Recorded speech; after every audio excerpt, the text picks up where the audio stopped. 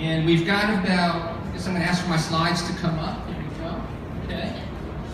Cool. Yes, they do look different than when I turned them in. Okay. So I do travel quite extensively. I travel about 250 days a year around the world, and I spend almost every waking minute with entrepreneurs and innovators, people that are disrupting the way that we conduct commerce, right? So here we are at C2 Montreal, Creativity and Commerce. And one of the things that I like to have an opportunity to describe to you is just how profoundly the world has shifted in the way that we do, in fact, conduct commerce today. And so, in a very short period of time, the freelance economy has emerged, and it's emerged in a very profound way. In the United States alone, 53 million Americans, a third of our workforce, are now working as freelancers, okay? And that has literally increased by 1,000% just since 1995. And I'm going to tell you right now, if you think that this is in fact a short-term response to a lot of the global economic challenges that we face with the slowdown in emerging markets or the chaos that we're seeing in the Eurozone, I will tell you that is not the correct way to think about it. This is in fact the new normal economy. This is the way that more and more of us will conduct commerce in the future. And it is only accelerating. So I could spend a lot of time talking about a lot of different statistics, but I think this one will make the point. How many of you have used Uber to get yourself from point A to point B? Uber today is adding 30,000 new drivers each and every week all over the world. Just think about that for a second, right? Uber, which now has a market cap of $50 billion, which has raised billions of dollars in capital, is completely transforming and completely disrupting one of the oldest businesses on the planet, right? The delivery business. And some of you probably have seen some of their ads recruiting drivers. Okay. Lyft, of course, is their aspirational number 2. And as just one sign of the legitimation of this marketplace, Carl Icahn, the famed corporate activist, traditional old school Wall Street, if there ever was such a guy, last week announced that he is personally putting $150 million out of his own fund into Lyft, okay? So it's no longer just the venture capitalists on Sand Hill Road in Silicon Valley that see this opportunity, okay? So why is this happening? What are the causes behind what I believe is a perfect storm? Well, and what is leading to this commercial revolution that we are facing today? Okay? I don't have to remind you of what happened in 2007 and 2008. And the challenge we're seeing is that this has been the most jobless recovery we've had since the Great Depression. Okay? One of the challenges we're seeing is even college graduates that have spent 4 or 5 years, building their profession are finding it very, very difficult to find work. In places like Spain, we've got 25 to 30% youth unemployment. And beginning in 1995, we began to see the decimation of industry after industry. So right in Boston, Massachusetts, with the birth of one of the most anarchic applications ever existing, Napster, we saw the decimation of the music industry as we know it. We saw the disruption of pioneers like Kodak and Polaroid as the photography industry got decimated. And then with each successive passing of another decade, this trend is only accelerating. And as a result of that, it used to be something where you could take to the bank. If you made it to the Fortune 500, you were safe. You had achieved enough scale that you would expect yourself to continue and be a dominant force, but that is no longer the case. So in 15 short years, over half of the Fortune 500 has fallen off the list. And maybe even more interesting is to see the rate of acceleration. So between 1973 and 83, 35% of the companies on the Fortune 500 fell off the list.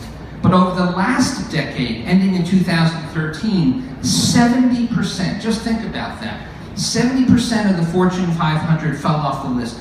This is happening because of this massive wave of disruption in the challenges that so many large companies have to continue to innovate year in and year out and remain relevant. Okay? The millennial generation thinks about the world differently than the rest of us. Okay? I am, amongst many other things, I'm an entrepreneur. I've helped start 7 software companies. I spend an awful lot of time as a mentor, an angel investor, and board member, but I'm also a professor, and I've been a professor for close to 20 years, and I do these things simultaneously. And I have the benefit of seeing the next generation emerge. There's never been a more socially conscious generation, at least since the 1960s, and there's never been a generation that is more concerned about finding meaning and purpose in their work. Okay, so they don't want to go work for the man. They want to go do their own thing. Okay? We are living in an entrepreneurial renaissance. I gave a TED Talk here in Montreal 2 years ago describing this phenomenon, right? And as someone who for many years was a professor at MIT, I got to travel the world and educate governments and educate foreign venture capital firms and public-private firms on how Silicon Valley creates new companies. Today, the entire world is Silicon Valley. Silicon Valley is no longer just a zip code in Palo Alto, California. It is a mindset. I've been coming to Montreal consistently for 10 years, working with many entrepreneurs, 2 of whom I will highlight today in our talk that are doing some really innovative things around the freelance economy, right? And as obviously this event really reinforces, this is a cluster of innovation and a cluster of entrepreneurship, and there are many all around the world. Okay? And it doesn't matter if you're into something as sophisticated as IoT or financial technology, whether you are socially conscious and want to do social innovation, whether you want to change government, whether you want to get involved in the world of mobile commerce, there is a hackathon for everybody. How many of you have been to a hackathon? A relatively small number. Last year alone, Startup Weekend, the dominant force in hackathons, conducted 11,000 hackathons around the world. This year, they will do no less than 18,000 hackathons, okay? And a hackathon is essentially a mashup between the word hack and marathon, where people get together for 72 hours and it's a Red Bull-fueled, just race to finding a quick solution to a problem. And out of these hackathons, many, many companies are born. Okay? It's also cool to make stuff again. We had this notion that advanced G7 economies weren't about making stuff. Advanced economies were about service. Well, guess what? We've come full circle, and we've got, here in Montreal, an extraordinary design community, making everything from designer clothing and purses and custom furniture. But we've also got this new movement toward all kinds of electronic devices, whether it be the Pebble Watch or the Ouya game console, or commercial drones, or robots. Just an extraordinary number of people making stuff, many in their own homes, using 3D printing technology. So, do you want to quit your day job? Well, you certainly can, but you don't have to. And as we see from this ad for Lyft, this is even more common today. Nikki is both a pastry chef and she drives for Lyft, okay? I spend an awful lot of time in Silicon Valley. I spend an awful lot of time in my home city of Boston, in London. And when I meet Uber and Lyft drivers today, they're not people that were taxi drivers before. They're startup executives, they're designers, they're entrepreneurs, they're freelancers, they're funding their dream, they're funding their passion, okay? We've given birth to a completely new class of work, and that's what's so fascinating, okay? So this is a very busy slide. I'm not going to spend more than 30 seconds on it, but what I will say is this: the amount of capital flowing into the sharing economy, whether it be Airbnb, which I'm sure most of you know, whether it be Instacart, which will deliver goods to your home, or Washio, that will pick up your laundry at your home and deliver it back to you, or Sprig, which delivers incredibly nutritious meals to your home in 15 minutes. The amount of money flowing into the space is unprecedented. Uber alone is raising about $1 billion a quarter as it fuels its global growth to 250 cities around the world. Okay? Now, why does that matter? Why is the sharing economy so important? One of the biggest challenges for small businesses has always been its challenge of getting new customers, right? Because it costs money to acquire customers. Well, what the sharing economy does, what these platforms do, is they bring customers to you. Okay? They actually provide you with access to customers. So if I am working for Instacart, if I'm working for TaskRabbit, if I'm working for Lyft, because of GPS and because of the extraordinary advances we have in mobile technology, if a customer wants a service, it pops up on my mobile phone. I don't have to invest to go find new customers. So it's taken the biggest obstacle out of becoming a small business person, the owner of a micro business or the owner of a freelance business. Okay? Because it's a whole lot more expensive to acquire a new customer than to have someone that's already brought to your doorstep. Okay? How many of you know the company Threadless? Anybody know Threadless? They've been around for a long time. And Threadless was one of the very first companies to create this extraordinary multi-sided community. And what Threadless essentially did, starting in 2000, is that they started bringing together graphics designers on the one hand, people that were working in day jobs that they hated, okay, and people that wanted to purchase or to host their artistry.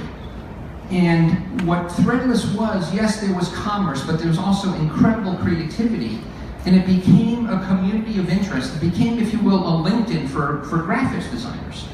And it gave these aspiring freelance graphic designers a platform to have their work seen globally, to get feedback from experts, and occasionally to actually have their work printed.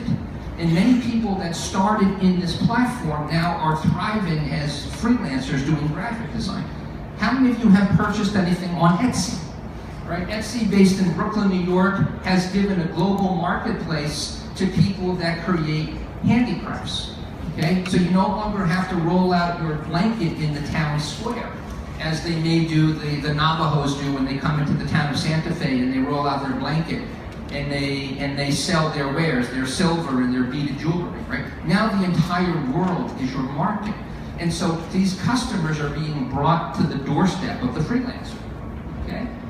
And so yes, on some level, the sharing economy was a part of the perfect confluence of one.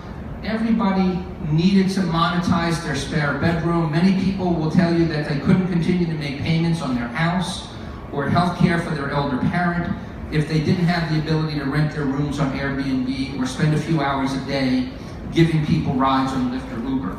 But it was also enabled by, thank you Steve Jobs, the iPhone and this extraordinarily easy to use platform that we've all come to depend on and take for granted already, only 7 years after its birth. Okay? So there are 80 million people sharing in the US, another 25 million in the UK, and 10 million, and again, this trend is just accelerating. Now, why do freelancers do what they do? A lot of them, of course, were victims of downsizing as those Fortune 500 companies fell off the cliff. A lot of them want freedom and flexibility. They want to be their own boss. A lot of them want to earn some extra income as they try to make ends meet. And a lot of them are funding their passion, right? It's not what they're going to do forever, but it's what they're going to do now. Okay? And what are some of the jobs that freelancers perform? It's pretty varied, but a lot of them are designers, they're writers and editors, they're marketing professionals, they do web development, they write code, but it's also the traditional professions of engineering and accounting and law and project management. Okay? A massive shift.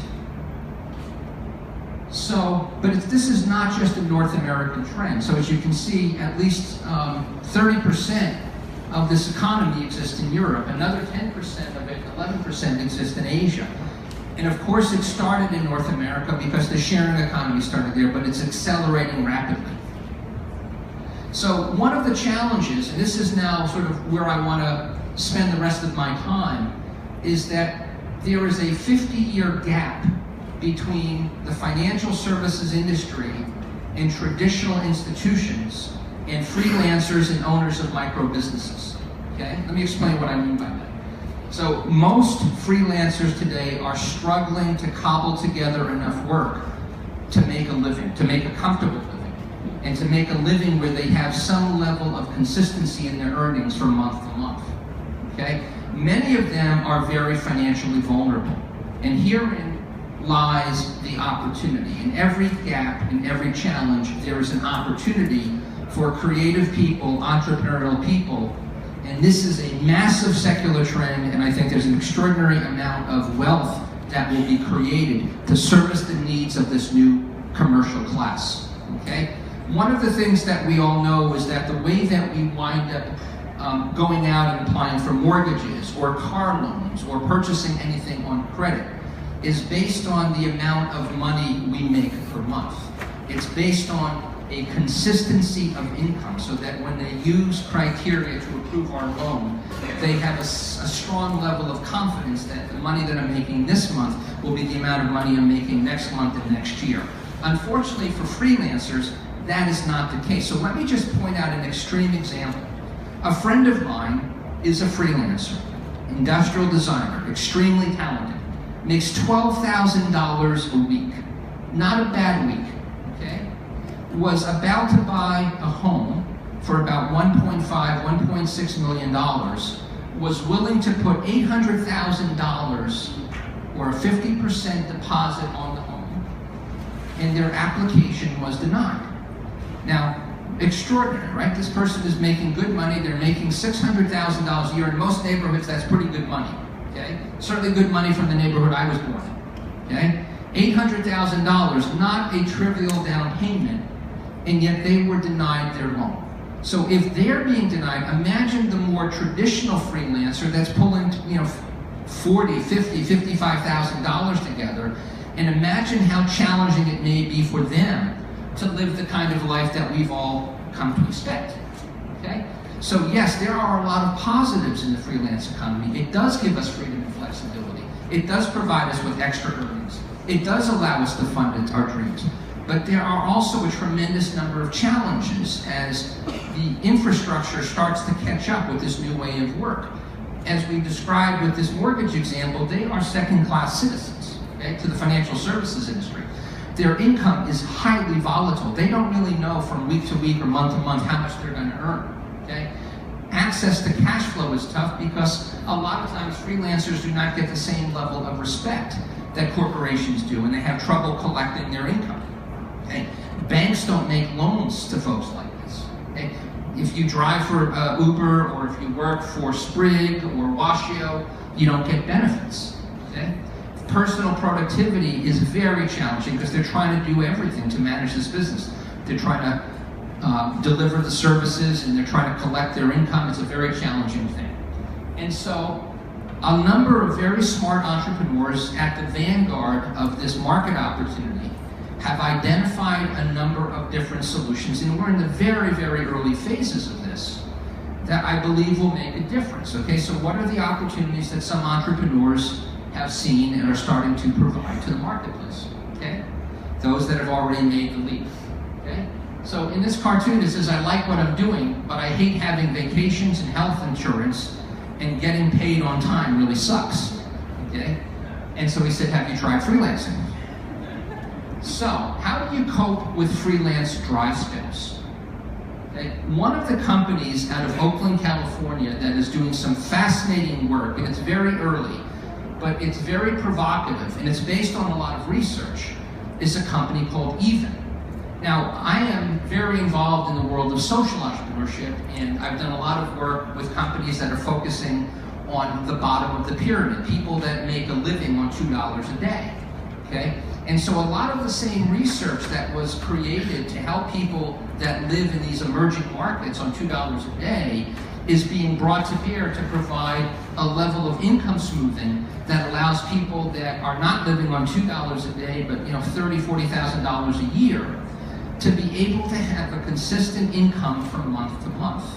And so what Even essentially does is it, in periods of surplus, it puts some money away. In periods of deficit, it extends some additional income. but you are basically being paid a monthly salary, okay? It's forcing a discipline on you that many people do not have, many people do not save. And so it's giving you the opportunity to have a quote-unquote W-2 that looks like you have a consistent job and you're earning a consistent salary from month to month, okay?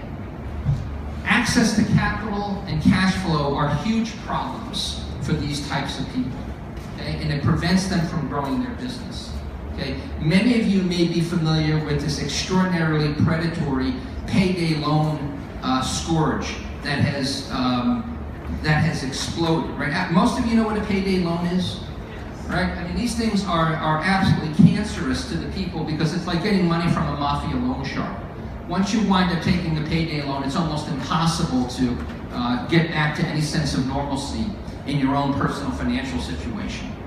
And so there's a company called Fundbox. And what Fundbox basically does is that they will take invoices from freelancers and they will factor those invoices. Now, yes, this has been happening all the time for large businesses, but no one has used big data and no one has used the insight to see that this is a massive new trend to start to make this kind of capital available to freelancers and micro businesses, okay? And so you no longer have to worry about net 30 or 60 terms because most of these freelancers can't afford to wait 60 days to get paid. So this is an example of a company